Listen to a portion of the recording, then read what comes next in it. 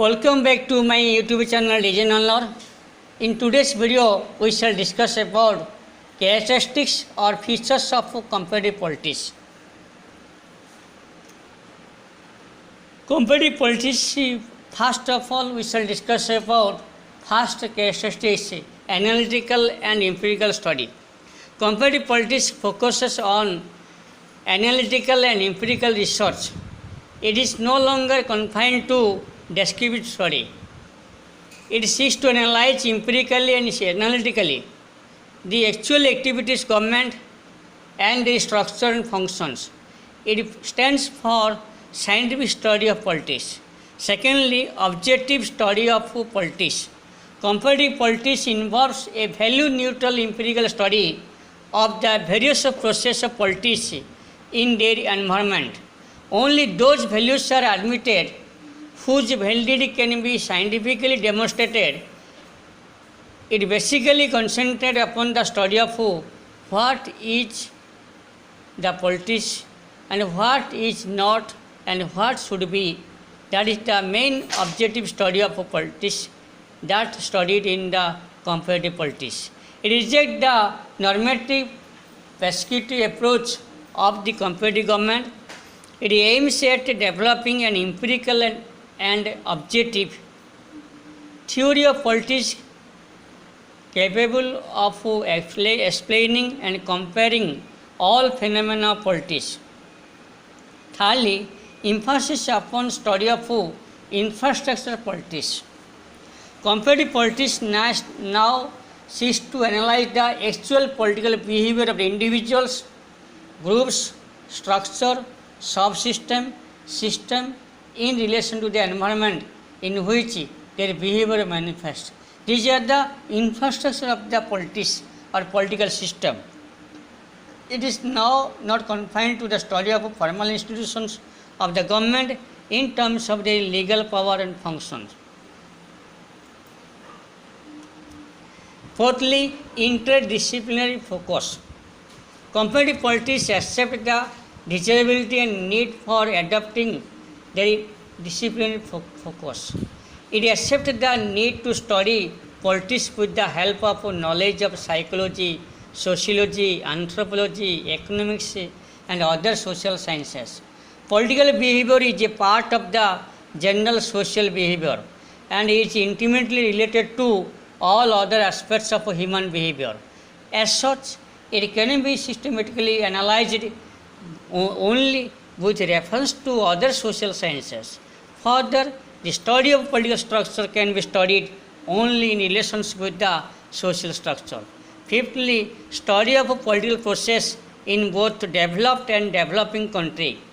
Whereas in its traditional form, it involved only with the study of the government of the developed society, but in contemporary times, it places great stress on the study of the political system of developed as well as developing societies. Study of political system of Africa, Asia and Latin America enjoys equal importance with the study of American and European political system.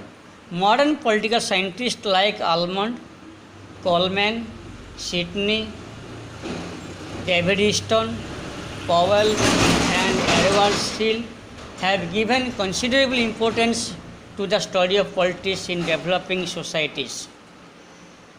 Sixthly, horizontal and vertical comparison. Comparative politics involves both a comparative study of the political structure and functions of the national political system of various states and also a comparative study of political structure at work within single state. The former is called horizontal comparative study, the latter a vertical comparative study. Traditionally, under comparative government, emphasis was placed only upon horizontal comparative study. In contemporary comparative politics studies, however, equal importance to given both type of comparison.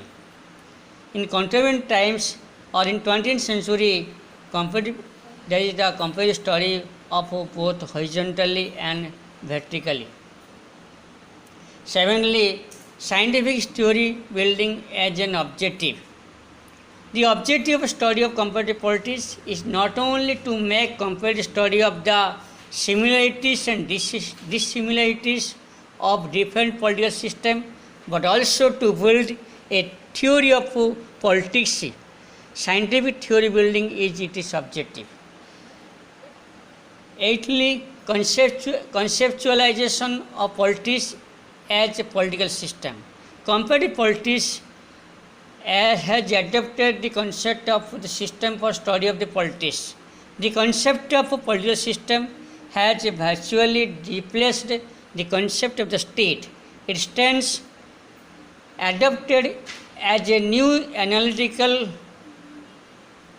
tool which has enabled political scientists to study politics comprehensively, realistically and empirically.